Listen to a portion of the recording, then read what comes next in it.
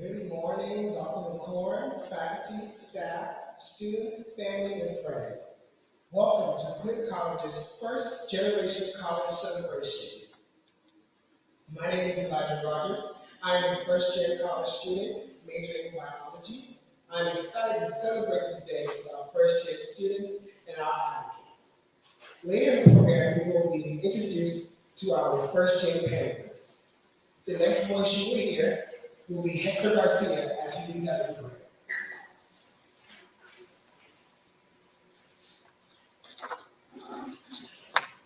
We will close our eyes. God has thank you, Heavenly Father, for allowing us to come together today. We ask for your wisdom and guidance while we engage in meaningful discussion. Amen.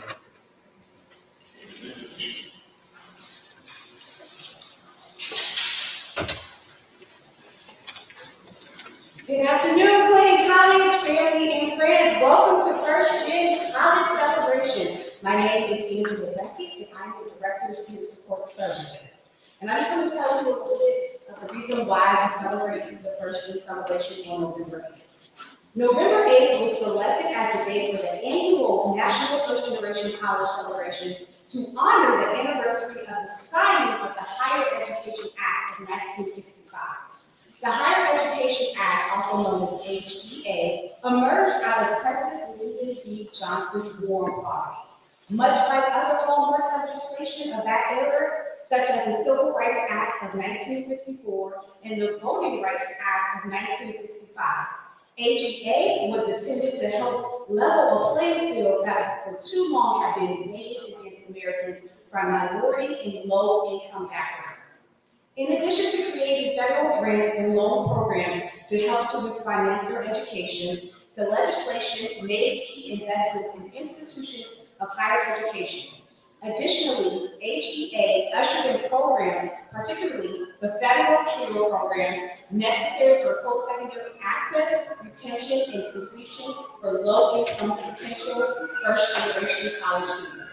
The next thing you will see will be a video presentation from some of our first-year students from Clinton College.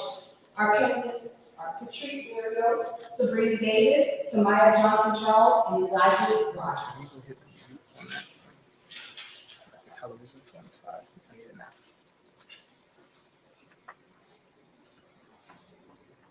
You probably gotta get closer in front of it.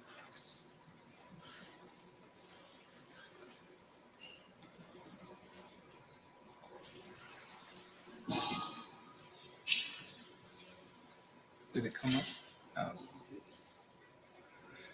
don't know if it's on or not.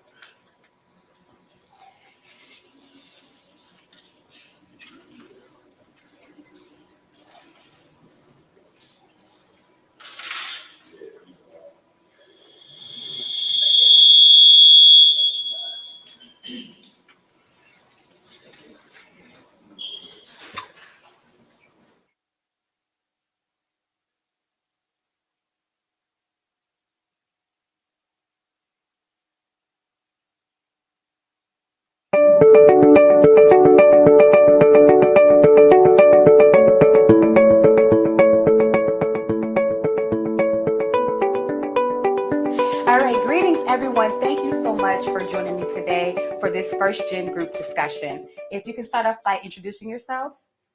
Hi, I'm Patrice Berrios. I'm from San Diego, California, and my major is early childhood. Hey, I'm Mariana Davis. I'm from Newberry, South Carolina, and my major is business administration. My name is Simeon Charles. I'm from Norfolk, Virginia, and my major is business administration as well. I'm Roger Clinton here, and I am a junior biology major from Charleston, South Carolina. Awesome. First question, why did you choose Clinton College? I chose Clinton College because it's family oriented. Everyone makes you feel welcomed and loved. I chose Clinton because it fits me. It's small, it's very family oriented, like she said, and it's away from home. It's away from something I'm used to. So that's why I chose Clinton. Same thing for me. It's a small school. I like being here in the atmosphere. I feel like it allows you to grow at your own pace. And just also being at an HBCU holds value to me. So it was a good option. I came here because it's a place of love. I feel like there's a lot of love in the staff and faculty. I feel like there's a lot of love in the student body. And I feel as though with all that love, we all can come together and we all can be a unit and make the school grow as one. Great answer. What does being a first-gen college student mean to you? It means a lot. I broke a generational curse. I am the first, so that's a big deal for my family and for the generations to come. Yeah, it means a lot to me as well. I get to show my family and others that didn't get to do it that it's possible. Like, you know what I'm saying? Being the first person to accomplish something in my family and go all the way through with it is different. So yeah. Yeah, same. I just feel as though, opening that door, you know what I mean, just for the ones to come. I have a little sister, so I know, for her to see me do something that's never been done in the family has allowed me to set those stones and those boundaries for us, for her, and for, future family members as well. I love it because, I'm setting the tone for a lot of young people in my family, and they look up to me because I'm the first one to go to college, not only on my mom's side, but also on my dad's side as well. What challenges or obstacles have you faced while being a first-gen college student?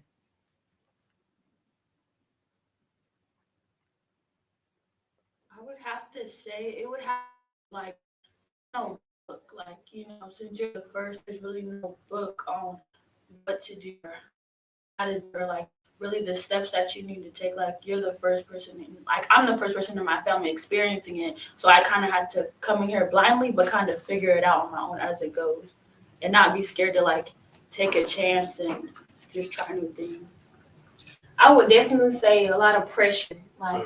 You as you going out, how you doing everything, you gotta think about, okay, what if I fail? You trying to do all things and not fail and not disappoint the ones that didn't make it already, and you being, in that category as well. So I would different pressure. It's a lot of pressure. That's probably the only obstacle, seriously. I would say a challenge would just be knowing what to do and how to do certain things. Coming in, like they said, being the first. Like she said, there's no handbook. There's a lot of pressure.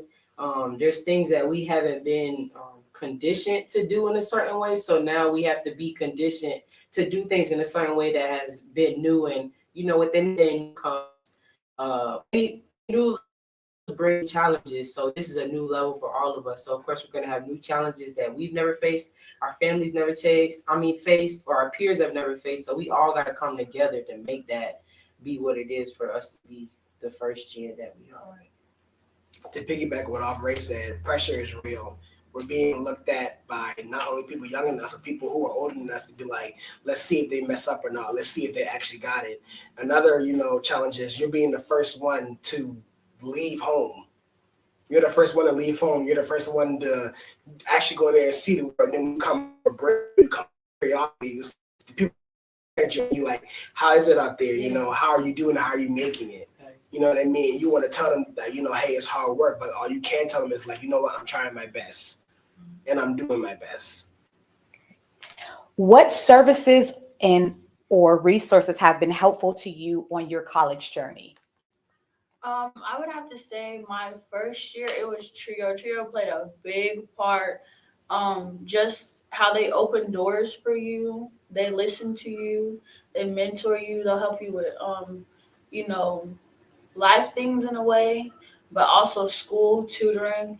I also realized this year that not is it just Trio or your teachers, but there's staff in here that actually do care about you, and they'll always have a lending and an open door for you to come whenever you just closed mouths don't get fed. You gotta be ready to speak and ask for help.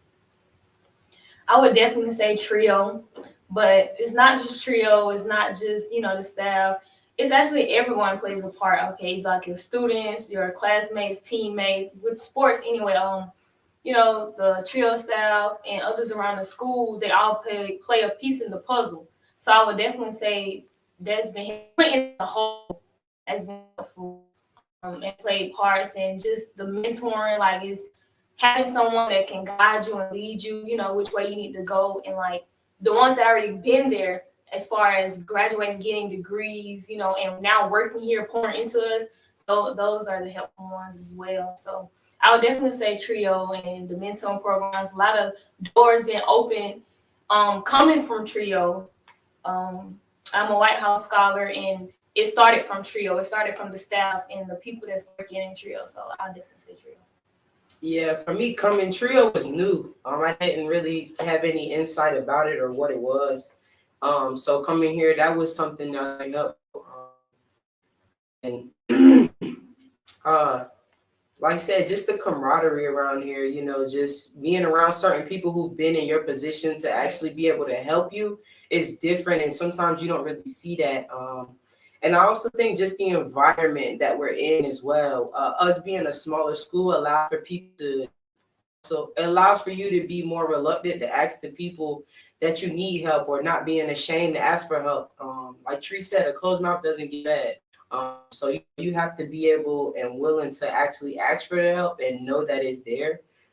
So yeah, Trio has definitely been a help. Allowing people to pour back into you is major too. Like I said, from people being here, and just being in other places around here, knowing that it's just not Clinton. You got Livingstone, you got York Tech, places like that they've been. So they're getting all these other different experiences to allow us to know that, hey, yeah, I did it. Hey, I when you come with a challenge or problem, well, let me tell you how it worked for me. It might not work for everybody, but if I can still at least give you something, then that's helpful. So I just feel like that, even just the little bits and pieces that could be helpful, because everybody's problems and situations are different. So yeah, just being around people who actually care has been very, very helpful, who actually want to see you do better, not just to tell you, but to actually show you too. I feel like that's been very helpful. I said was very helpful. Like they all said, was Trio. Trio helped bring together a lot of people's, bring together a lot of families, and I feel as though Trio is one of those things where you can really say that it's a selective family. You can pick who you want to be in your family, and I feel grateful that Trio has given me the opportunity to grow and given me that light, you know, to basically put out my platform and basically allow me to be who I want to be. That's what I love here about Clinton. What advice do you have for other first-gen students entering college? I think I would say first, take it a day at a time. Do not rush. Also set things in motion. Be open to new things, meeting new people. Be open to change. But also be understanding of being uncomfortable. Uncomfortable is growth. When you're comfortable, you're not doing what you need to. Be okay with being uncomfortable. That means you're just setting new levels for yourself every day, and keep God real close. Because I promise you, it's going to be some highs and lows. But as long as you just keep pushing and just keep receiving love and bouncing back and just pushing, setting things in motion, you're going to make it. Don't give up. I would say your condition is not your conclusion. So being with whatever you have going on, you still can make it. You still can push. They actually push you harder. So I would definitely say just knowing, you know, you got to get where you're going by having that mindset. Like she said, you know, you got to be comfortable with being uncomfortable. Being uncomfortable means you're doing something. You setting the tone to do something you want to accomplish or be different. Like, you know, just take the change and accept it and keep it rolling. So I would definitely say, just take your time. I mean, it can happen. As long as you put your mind to it, you can do it. Be grateful. There's a people who don't have opportunity, but now since being presented with the opportunity, take full advantage. Like, take full advantage. Don't be afraid to ask for help. There are people. Find somebody. Something I wish I would have known coming in. Get a mentor. Off rip, get a mentor. But make sure that mentor has a mentor, or at least had a mentor. Another thing, I would say is set boundaries. Come in knowing what you want to do and be okay with not meeting certain goals. Why? Because just because you're delayed does not mean that you're denied. There's trials and tribulations with everything that we do. School is a big one. It's not going to be easy. You're going to have those highs, you're going to have those lows, but as long as you stick with it and understand that you know what your end game is or your end goal is, everything that happens in between that time was meant to happen. My motto for this week is live in the moment. So whatever happens, live in that moment. Like she said, day by day, every day is going to bring a new challenge. Every day is going to bring a new problem. As long as you prepare yourself, and as long as you prepare yourself in the best ways, you'll always be good. Like they said, and be comfortable with being uncomfortable. Once you get stagnant, that's when everything starts to crumble. But when you're in that uncomfortable state, that's when you're growing. So make sure you have good people around you too. Your circle matters. If your peers are not what you want yourself to be, don't even put yourself around them. And make sure that you really have people who have your best interests at life, who have similar goals to you. Make sure you have people around you who will push you to become the best that you could be. Advice I would give for first generation just coming to college. First thing I'm always going to say is have fun. I'm never going to say not to have fun, because if you don't have fun, that means you're going to waste 4 years of your life just being bored. That's your career. 2, I would say keep your head in the books. Know what you want to do by at least your second year. At least have something like, if you know you want to be a veterinarian, you better have that in your heart by your second or third year of school so you can start work. 3rd, I would say what TJ said, be around people who you want to be around. I say it like this: surround your net worth around your network. Okay. Always do that, because if you surround the people that you want to be around, you're gonna get far in life. If you surround yourself around people who don't want nothing in life, then that's going to be you, and you don't want that.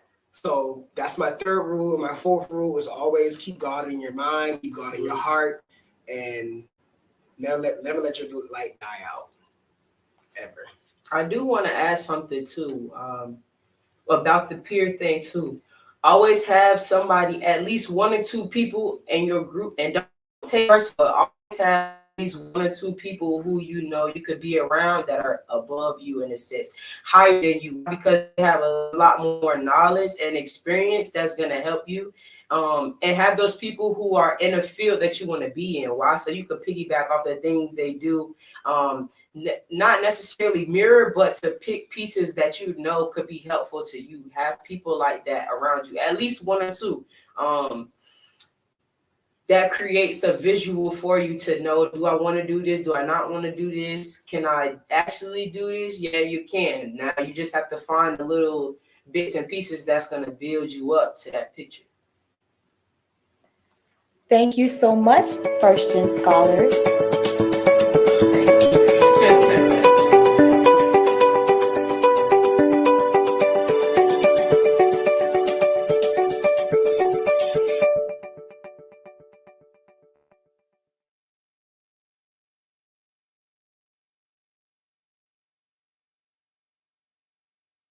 Brown, who's the Vice President of Student Success, Dean of Youth, and Ms. Virginia Ingram, who's the CFO, Senior Vice President of Business Services. Good morning, everyone. I'm elated to stand before you today to give words of encouragement. As a first-generation college student, my story is similar to many of yours in the room and across the world.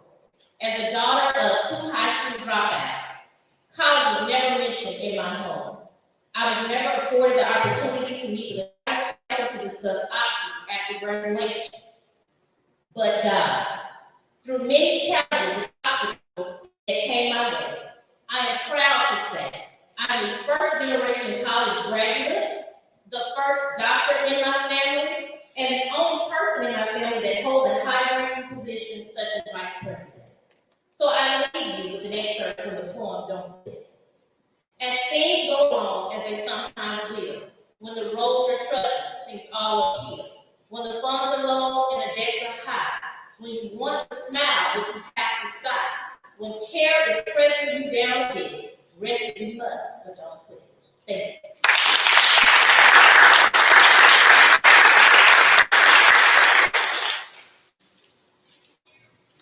Good afternoon. I put something down, I'm just gonna speak for the part because I have the pleasure of being in the same building as Trio. And I also have the pleasure of watching the commitment and dedication of Duckett and her team of putting these first-year students in a position to succeed. I get motivated just by watching you guys, so I want y'all to know that. So we can just give it up for them. To be the first of anything is hard to do. I mean, if you're first in the race, it's hard to do, right? There was some preparation into being first. To accomplish something, the first person to accomplish something is hard to do. The first person to start something is hard to do. But I want to add my congratulations to our first-year students because you did it, right? Not only did you do it, you're still doing it, okay? You're still doing it. What does it require to be first, right? Say, come up with events that require, where's my first-year students? What do you all say that here? What does it require? I know you know. Say, I'm gonna say, what does it require? Grit.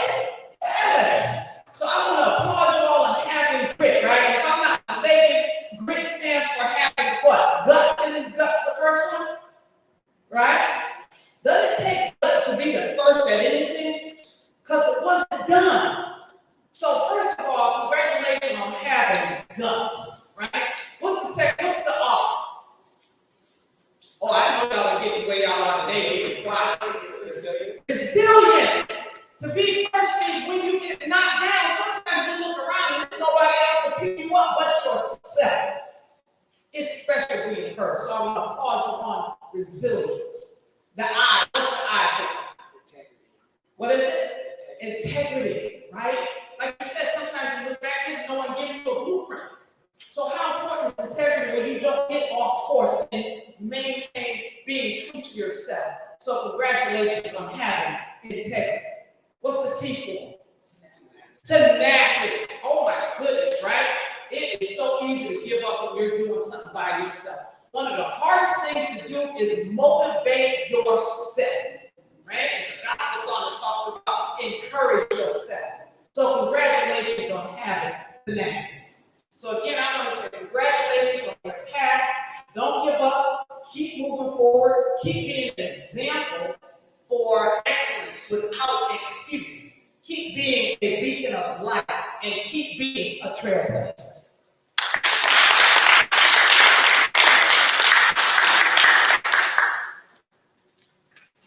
Good morning. It is certainly a great day to be a Golden Bear. Not only is it a great day to be a Golden Bear, it's a great day to be a first-gen Golden Bear. So we celebrate you all today just for you accomplishing what nobody else in your family could accomplish. I am Archinia Ingram. I am proud to say that I am the CFO and the Senior Vice President for Business Services here at Clinton College. Why am I especially proud to say that today? Because back in 1997, I was a first-generation student. I was a first-generation student that was living in a household of a low-income household with a single mother. I was the oldest of 4 children, and because of my hard work in high school, received a scholarship to Clemson University. And I remember the day when I got the notice of the scholarship. I was excited. I was like, Lord, I got a scholarship to Clemson. I hadn't applied to any schools. Why? Because I didn't have anybody in my family encouraging me to go to college. Because see, that's something that we as first-gen students, that's what we deal with. We don't have anybody that's gone to college that can tell you you're going to college. As a matter of fact, my family had every reason and excuse for me to stay at home. Finances. We couldn't afford it. There's a local college that's literally right around the corner. You can go to school there, you can get a degree. I had every reason not to go to Clemson. So I remember the day when I received the scholarship offer, and I was so excited. Hey, Mom, she was excited about it.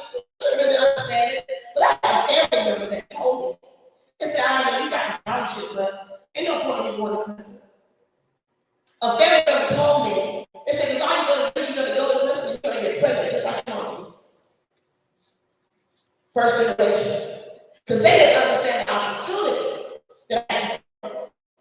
So I had a decision to make. I can stay in my hometown, maybe go to a local school, local college, or I can answer to that inner drive that was on the inside of me to go and do and be in a place that was unfamiliar to me. So as a first generation student, with very little that I had, very little items, my family struggled to buy the sheets.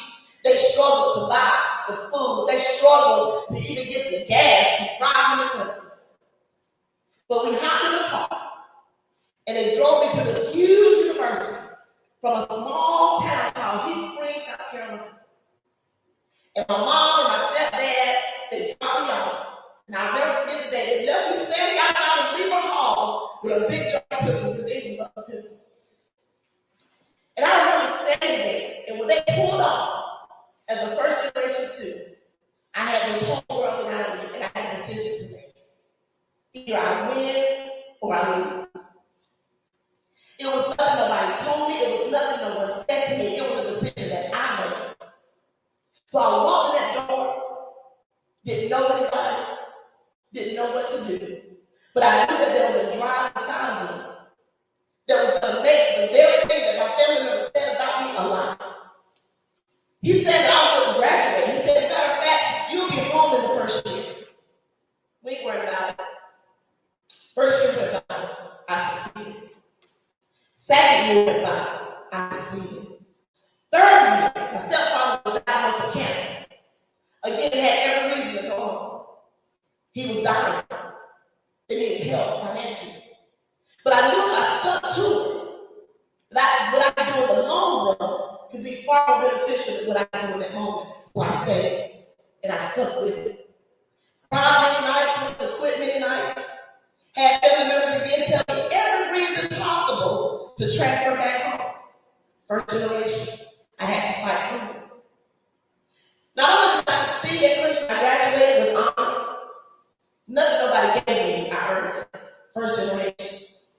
So that very family member that made the statement that you're going to go to college and you're going to fail the first year, and you're going to get pregnant the first year, and you're going to drop out the first year, not only does he have to eat those words, but he has to watch me now as the CFO and the senior vice president of the college. There's nothing a first generation student cannot do.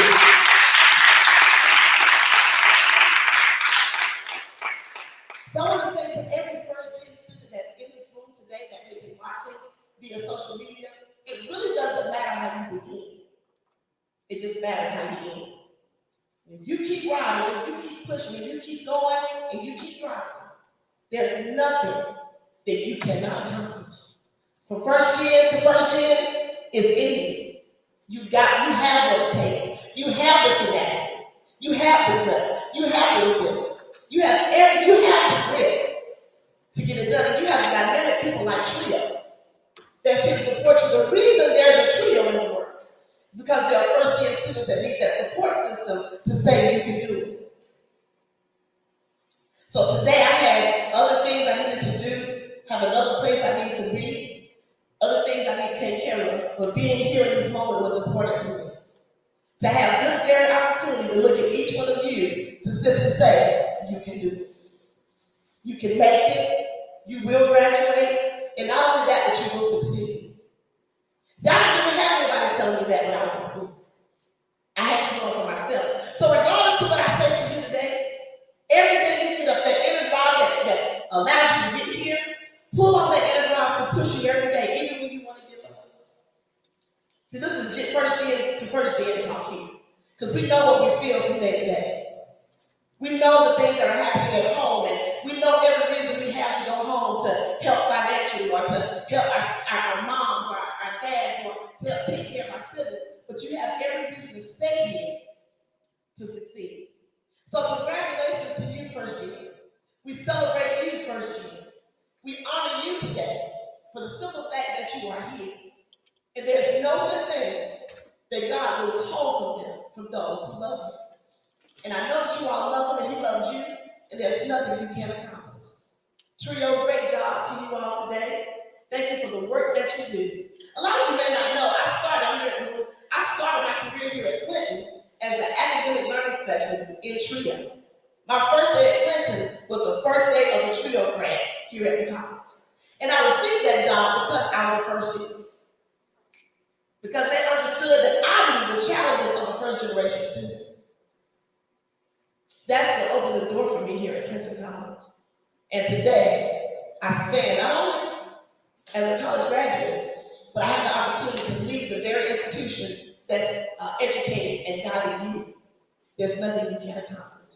So kudos to you, hats off to you, we celebrate you, and we are here to encourage you as you continue to matriculate through your journey here at Clinton College. Congratulations, first year.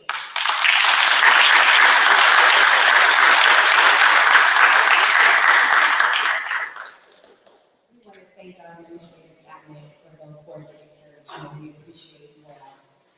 And next, we're going to have Aaliyah Daly.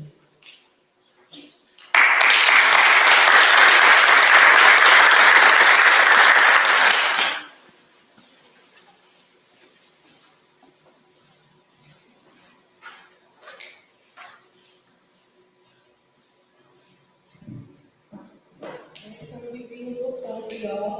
I have some help from my friends.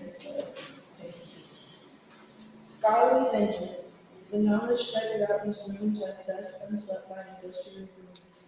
Watch it float like dust in sunfilled rooms and everyone knowledge and speak its truth. The power of the tongue cuts deeper than the waves of the truth being told, opened by eyes to the very waves that come from capacity and ancestry.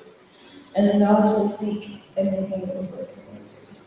Cheated and defeated, not the love misleading. Every hope is defeated by the absence of self-worth. Self-worth is built in the capital homes that my kind of not. But the lies they were told, the truth being too bold, with no light to shine on their true background, brainwashing their crime with everything. I'm a product of civil anger too strong to hold my education, no longer will I lack of knowledge and in generations of separation. I will avenge them not in death, but by pursuing knowledge, as I am the first generation of work.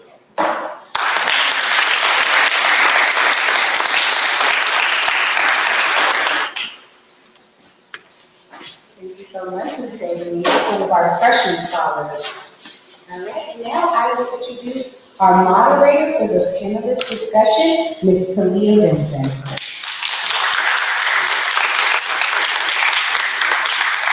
Hello, everyone. Thank you guys so much. Beautiful. Thank you guys for the words of encouragement coming from our higher ups here at Clinton College. Thank you guys so much. I was over there crying in tears. Even Dr. Brown, I was crying when you were doing that. I was crying.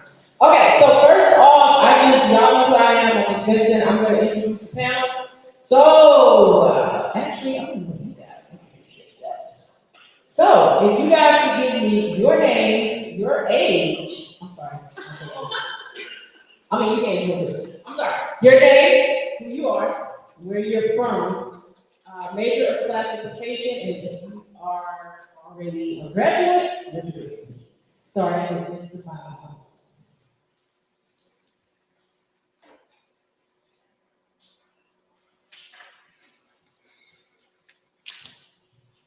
Hello, y'all. Jones. My name is Business Administration. I'm a senior. I'm from Baltimore, New York. I'm excited for this out. My name is Timothy Clanton. Go by Tim. I'm a second semester senior. This admin major. Some restoration. Good morning. I am Jessica Blair. I am a 2012 Clinton College graduate, and I now serve as the Director of Student Engagement and Extension. Hello, my name is Diana Johnson. I'm a freshman. My major is business administration. Hello, I'm Kiara Day. I'm a Clinton College graduate 2020. I am the administrative assistant in Trio and also the director of college. Good morning, my name is Ms. Nikisha Jones. I am the division chair of education at the college. I am from Beaufort, South Carolina. Awesome. Thank you guys so much for letting everybody know who you guys are. Just hold on to the mic. So I'm going to start with a couple of questions. You guys can chime in as you like. You don't all have to answer it, but as you like. So the first question I have for the panel today is, what memories do you have of being a first generation college student, and what challenged you and what surprised you? And these are for the graduates. So, Ms. Jones and Ms. Blair, you guys can answer that for me. I would say, as a first generation college student, the most that I would say I remember as being a college student is, as Ms. Ingram stated earlier, just having your family members that doubted you. So I would say I look back to those now that doubted me and just staying proud. And a lot you don't hear from them anymore. They kind of stand in the background and they kind of acknowledge you and cheer you from the sidelines. So I would say the family members that did important to me is the most that I remember, which encourages me to keep moving.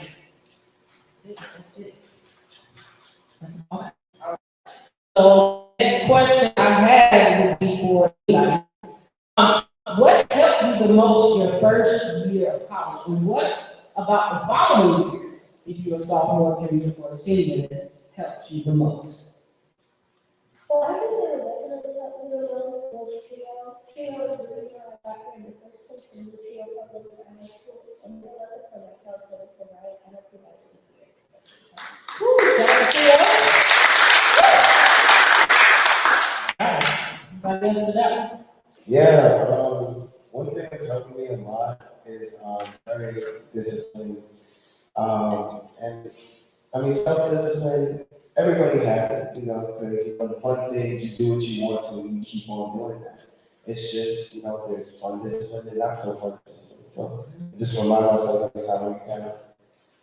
That's good, Tim. Anybody else for that? Oh, that's fine. So my freshman year was a little bit different, and I shared this with a lot of students now. I actually was kicked out of my first school due to poor performance and poor behavior. So TJ said it best in her video, keeping people around that motivate you, to keep you grounded is important, because I remember calling my father, who was a middle school dropout, like, I'm coming home. This is not for me, college is not for me, I'm not good at it, I'm just coming home. And if my father was not there to talk me out of it, I probably would have sold myself short.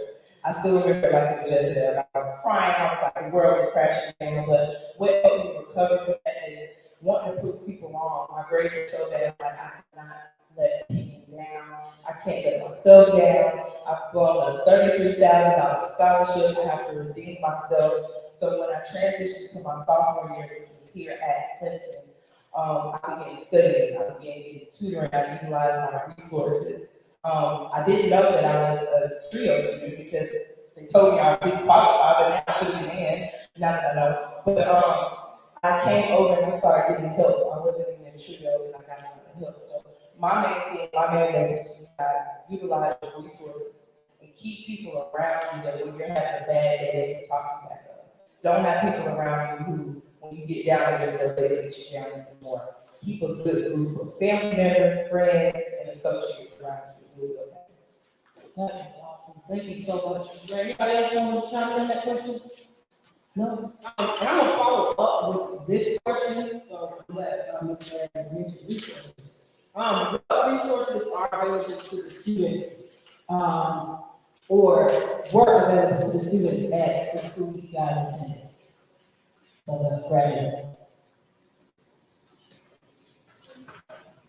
I would say the resources that were available to me was a lot of the colleges that I went to, they had a lot of resources as related to anything that was building you as a first generation college student. I didn't have a treatment program. Coming to an HBCU, I saw a treatment program, but I've never had a treatment program. But they offered so many different resources where you were able to visit a lot of different sites to get the resources that you needed. The library was a great source. And a lot of the professors poured into me. So a lot of the professors, I would say, poured into you as students. Don't ever feel like you can't go to your professors. Some of them may try to act hard, but I'm pretty sure that they'll help you as much as they possibly can. My doors are always open as my students because I kind of gleaned into them what was gleaned into me, as far as the professors being there for you every step of the way. They were mentors, they were your advisors, they were the ones that advised you to do better, the ones that wanted to see you do better. Some of them, I've never had one that kind of was a deterrent, so I never had a professor that was taking me wanting to try to be better. I became a certified teacher in the state of North Carolina and South Carolina. I became a certified child care trainer in the state of North Carolina and South Carolina. And now as the chair of the Division of Education, but guess what? I'm going to continue to grow. This isn't my lifestyle. So just use your resources, library resources, your professors are your biggest asset. Definitely, because they're the ones that's going to push you together. So use them, definitely. Anybody else want to chime in on the resources? Okay, well, first, I graduated in Clinton, so I was able to be a part of Trio. Trio helped me with tutoring. I was able to tutor other people. I came in for counseling. I came in just to do homework. Always open to study my mentor and director of Trio now. And actually, because of Trio, that's why I'm here, I'm working here. So, being first generation student, great, and has a lot of opportunity. I used to hate being called on and have attitude and everything, but now I'm really grateful that I decided to follow through with what everybody else saw. I see Can I chime in? Yes, okay. Because resources is important, and I think sometimes we're too prideful, and I can speak for myself. Growing up, before I came to myself, I was prideful. I didn't want people to know that I need help or that I need help. But anybody that you see in this room or that's successful has somebody that has help. I'm not here today because of myself. I'm here today because I utilize my resources. I got a mentor, like TJ said. Get a mentor, get somebody that you can call for anything. And never be afraid to ask anybody for help. Ask, use your network. That's gonna get you to the next level. Like I said, everybody needs somebody to lean on to help them. And we're here as staff for y'all to use our shoulders to stand on. So don't y'all ever forget that. Anybody else have a question? No? Okay. So now I have a question specifically for our students. So when you first got to Clinton, what was some of the things you observed and noticed on the campus? Not even knowing, where you were. You were just here, and I'm just like, okay, what made you know that Clinton is where you want to be? Chime in. I told this school before I actually accepted. And I like the small and the inclusivity. Like when I told school, there was a student who came in the registration building and they knew their name. I told other schools and there were kids in there and they were like, okay, what's your name? I went around to school who actually knew me, who knew how to handle me, what I needed to get done, and who knows how to help me progress who I can do. Rather than school, people would say, okay, well, there's nothing we can really do for you. I'm not sure how we can help you. So I'm recommend you look at that. Love that. Love that. I say for me, just being a trio and being very proud and going on trips.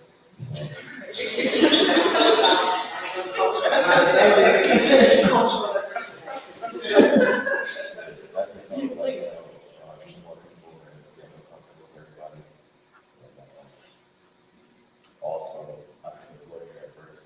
I was thinking about members, and I'm thinking about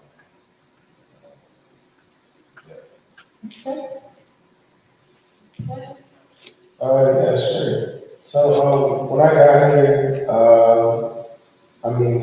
I had given up on college. I didn't think that I would go. I thought I would just work and get different certificates along the way.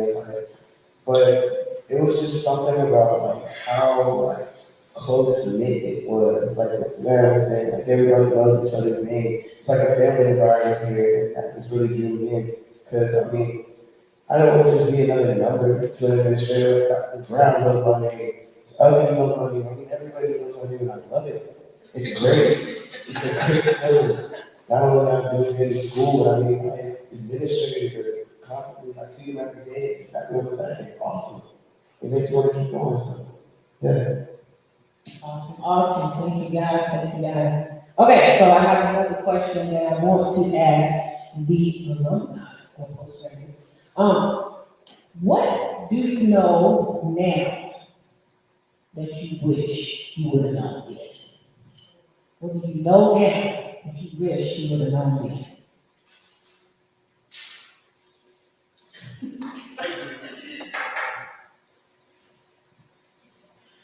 What I wish I knew then that I know now is, I would say, just the power of being you.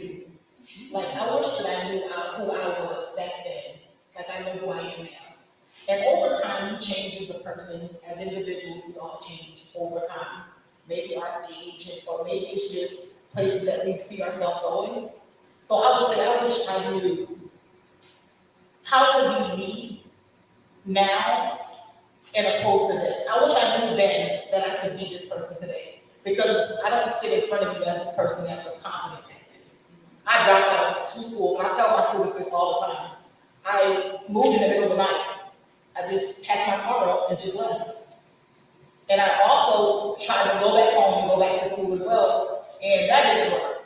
I dropped out then too. So then I put this in my head to just be who I am, and I graduated honors ever since. But I never really talked about being honors, and I was like, okay, that's just me. I never looked at it as being anything different than who I am, and that's who I was then, but I didn't know that. So I wish that I knew who I was now then. I wish I knew then what I know now as far as that I'm my biggest obstacle.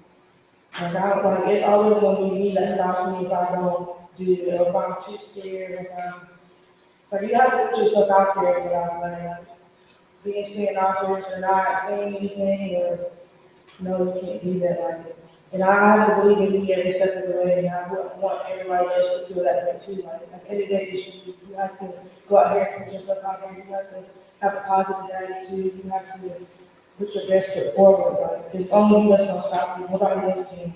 Like, you have to want it. So you always just hold yourself accountable and start early. Do it now if you're not already doing it, because I'm still working on it even today. So. I could say kind of what you guys have just said, just believe in yourself, stop talking yourself out of things. I know that we all do, because I know I'm doing it. Like I said, I wanted to drop out because I was like, I hate school, I'm not good, I can't do it, I can't finish. And I even talked myself 5 years out of going back to school to get my master's. It was always in the back of my mind. So whatever that thought that you have at the end of the night in the back of your mind, go after that. And I know that you guys have it because I have it.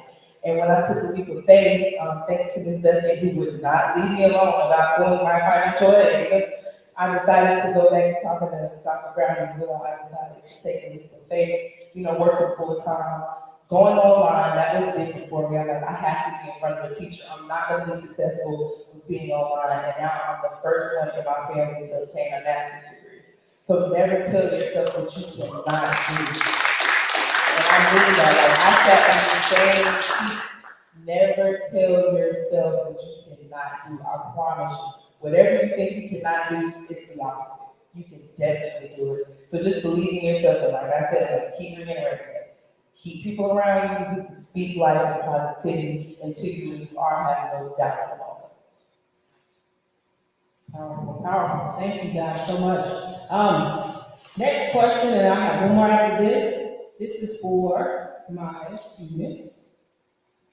What is a common struggle you notice among your peers? What is something you guys notice that, okay, they going through this, I'm going through this, you going through this, everybody going through this. What is a common struggle that you notice among your peers?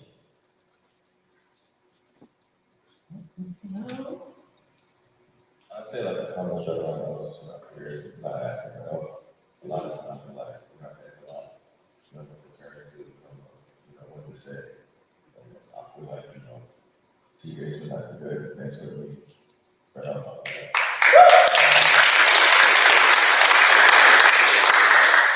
Adding on to what you said earlier, you got people in the corner to help you. myself. So don't be afraid to reach out, guys. Awesome, thank you. I'll say one, is accountability. Okay. And not in the sense of just, thinking you've done it, but honestly, I'll say this. I see a lot of my friends when it comes to assignments, they'll choose, well, I'll say we, because I know I do it a lot, but we'll choose sleeping or doing something fun instead of doing work. And then when it comes time to turn it in, we're scrambling like, oh, it's not ready, X, Y, Z, by this, that, third time, it doesn't help. So, I'll say, going back to what I said earlier, self-discipline, keeping myself accountable. Having a trio around me, keep me accountable. Exactly. So, yeah. And with that, since you said that, can I get one of the graduates to answer, okay, Ms. Blair, and give him something for that, because we need to hear something better. I mean, I think he solved his own problem. He found a key common just cut the procrastination, but I will say, prioritize. Even in my adulthood, I have to catch myself like, okay, that's good. You probably shouldn't go hang out with Kristen and Angie because you haven't finished that report you gotta have about Brown Friday. So, yeah, you try to have our people in court. But really, just prioritize. Really, put the things that are important first. Okay. So Tim, we got to understand it now. All right, good.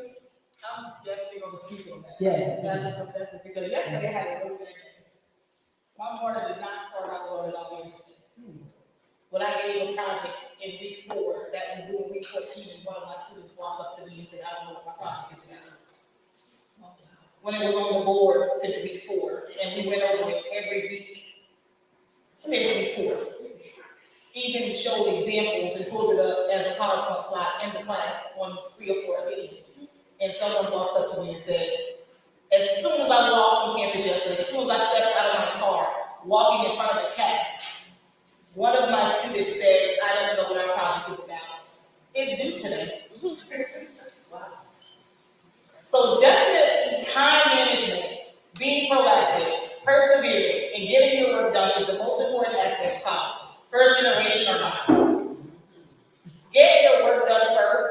And I mentioned to her, I said, it's boring out here. I don't see what in life you do other than your work. But again, being proactive, persevering, and not just being here just to be in the moment and be away from home. And that, yesterday I had a really bad day all day because of that. Because I feel that as a professor, I pour into my students and I provide them with the best learning that I say is possible. And I give them all the resources that they need, but definitely persevering and showing that grit that you learned and not just saying it in trio, but actually putting it to work and putting it on paper or in bright space or wherever, but just being there and being in the moment of getting your work done. Academics is key. And I don't expect everybody to be like all of us that we go high and we turn in our work early and such and that. I have these conversations every day with my students in the classroom. Academics is key. Don't wait till the last minute, or don't say, I haven't even started yet. And that makes it kind of deters the professors, and it kind of makes us like we're now feel motivated because we feel like we're doing something that's wrong. So again, persevere, be in the moment of getting your assignments done, and that's all I have to say. Anybody else? No. Okay, so this is the last and final question. I would like each panelist to answer this question. How did you find your path to your degree? For the people who graduated and for the people who are potential graduates, how did you find it? Where did it come from? Why am I this major? Why did I choose this? How did you find your path? Okay, well, to be honest, while I'm a graduate, it has nothing to do with what I'm doing now. I thought that I wanted to do something in criminal justice. After interviewing an intern, I decided that I was something that I wanted to do. So what kind of led me to redirect was when I got the job as a coach. I got here in my second year, I went into the academic field as academic success coach. And it wasn't really until I got there, until I came up with what I really kind of wanted to do, and I knew I wanted to kind of maneuver. So I sat down with a mentor, and I told her, you know, where I see myself in the future, and we came up with a plan of how to get there. So I went back to school and got a master's degree in higher education and administration, and now I'm working in that field. So sometimes you have to play, you know, around with things, because when you graduate, you're probably gonna feel a little lost. We all do. Very seldom people kind of know exactly what they want to do. If you do, you're ahead of the ball game. So you may jump around from job to job like I did, but pay attention to whatever, like I said, is in the back of your mind. If you want to have a clothing store, you want to start your own brand, go after that. Take the path, get the education to go towards that. Always have a plan B, because sometimes your plan A is not going to work. So if you want to be in the NFL, you want to be an NBA star, you want to be a rapper, that's fine too, but have an education or plan B to back that in case that doesn't work out. So always have a plan B. Awesome advice. I would say I was one of the fortunate ones. I've always wanted to be a teacher. So I started out undergrad teaching. I got my bachelor's in elementary education. I got my master's in education and curriculum instruction, because I know one day I'm going to write a curriculum for some school district. So I've always wanted to be a teacher, and right now I'm in a doctorate of education program, graduating very soon. I can't wait. I've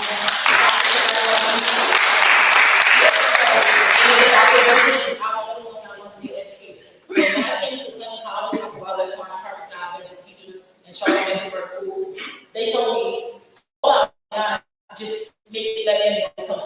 Go out and make these teachers be great teachers." Because we have so many different things in education, and it's such a daunting task right now as far as educators. And I always tell my students all the time, and try to even get some of them change their videos teaching. And I have heard some of them. It's a forever job. Teaching is always going to be there. You might hear people say you don't make money as a teacher. That's not true. Those people like to try to live above their means. If you live in your means and you don't always try to live above your means, trust me, you'll be able to make it. There's so many branches you can ride as an educator. Teaching is a forever job. So I would say I've always wanted to be one. And so I didn't have to kind of scramble around to become anything else. Find out, my advice to you is to find out what you want to be now.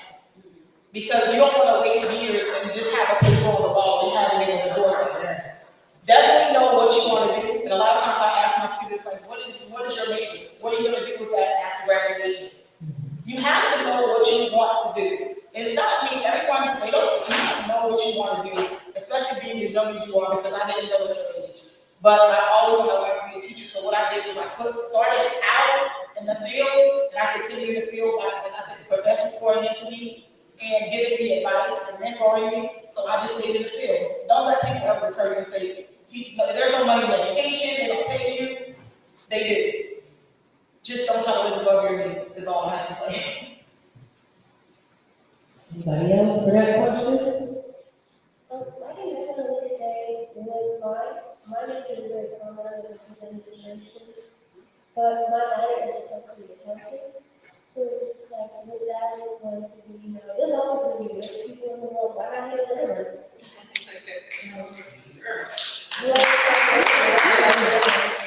And when you get paid to handle someone else's money longer than someone else's money, it's never going to be a bad job. You find it smart. That's right. Yeah, so I'm a business admin major, but I didn't think I wanted to do that. I thought I wanted to be a writer, and then I realized how much writing was, and I thought I wanted to be a welder. I realized I want to stand on my feet all day. So it's like I have so many ideas, but they're all centered around one thing, of business. So why not just get my business major and own a bunch of businesses? That's my own money. That's what's that, passive income? majority of the time, I don't even have to sit down and be there. It's just making it in my sleep. That's just all that I thought about. So I was like, okay, let me just start out in my business. You said, I'm a business administrator as well. I like graphic design a lot. You see a lot of people working and say, I have the bricks on and all that. I want to do something like that after college. Okay. Anybody? I'm a business admin as well. I graduated. I didn't want it at all. I don't know. It just kind of happened. I knew I was going to go to school. I didn't want to go to school at first. I was going to, like, I guess the police academy, go there, I do all that. But look, I'm here now, so it's kind of happening. All right. Well, that is all the questions I have. Now, this is the part that you guys can ask questions. So, does anybody in here have any questions for my panelists? I'm gonna take two because it's subject to the like time is winding out. But if you have one, please come up to the mic and ask our lovely panelists.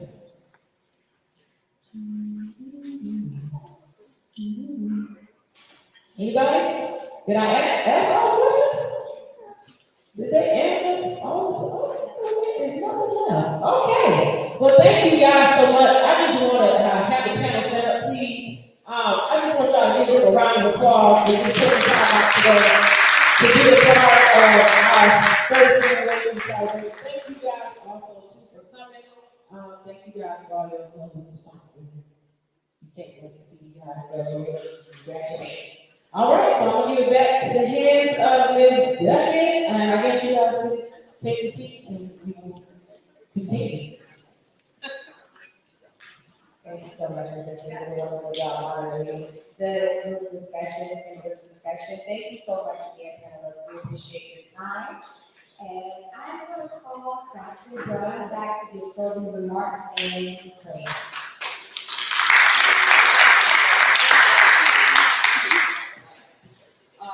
Again, I love Trio. I love the fortitude and commitment of our first students. The president could be here, he definitely would be. So on his behalf, like I said before, we want to thank Ms. Duckett and her team for putting this event together. We want to applaud our first-year students for the commitment that you have made to yourself to be successful and not listen to the naysayers. I don't know how many of you have heard the president's story, but if you've been here any amount of time, you know the story from being homeless, going from no house to more house to the 13th president of this college. And so he, along with others, shares your plight, and he understands the challenges of a first-gen student because he was one himself.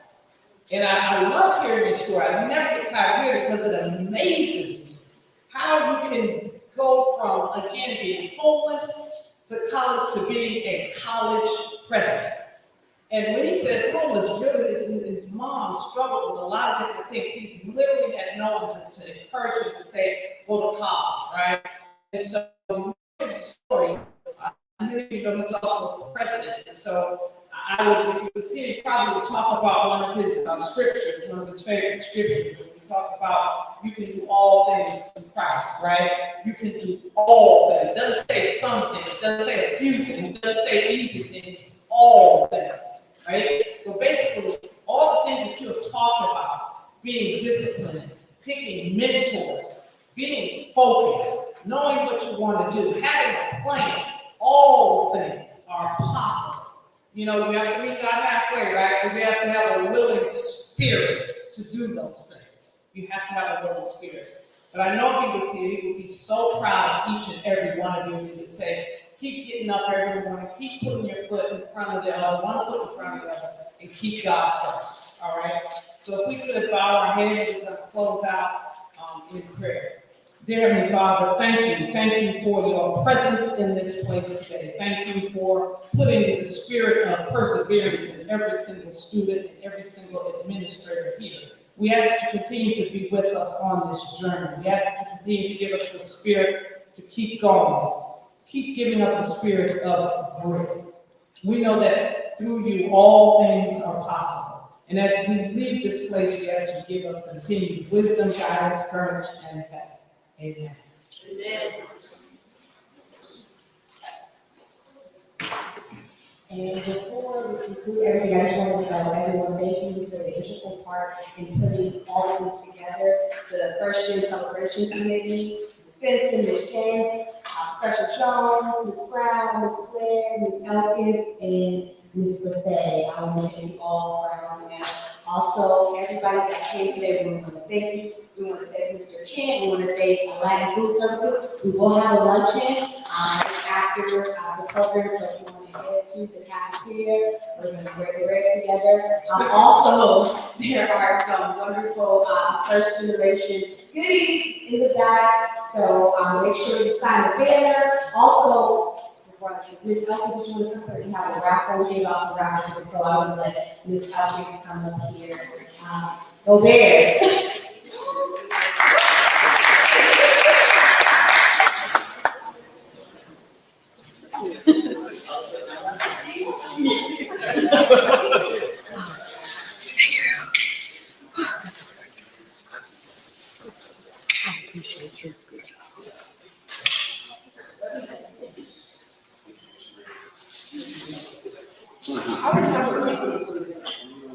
Good afternoon.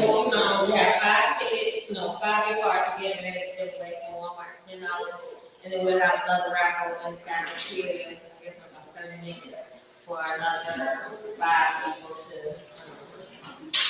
get their gift certificate. So if you don't have a ticket, let me know, so I can use it for that. Since I had TK here, she doesn't have to, and I think I'll show it to people. So check it, if you got the ticket, get your tickets out. 072. You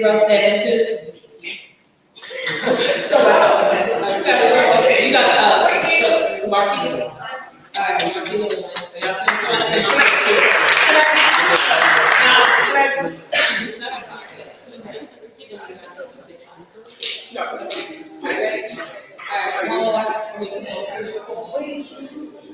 Zero 62. 062.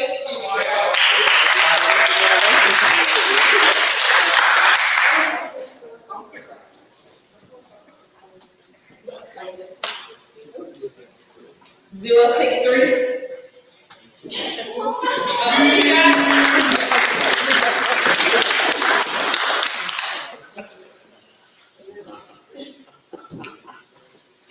Zero 69. 069.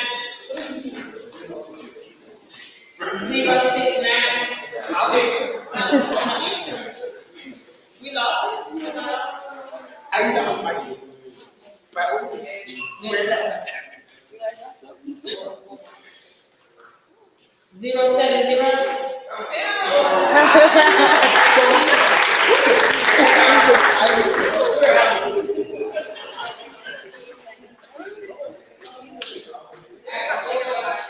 Yeah, I do one more.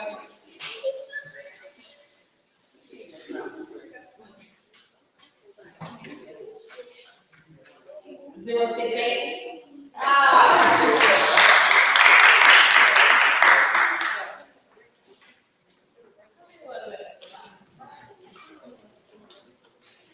Do one more. Do one more. 5 more in the cafeteria. If you don't have a ticket, let me know. I'll have a ticket. Can I get a new one? Let me get 2. Can I get a new one?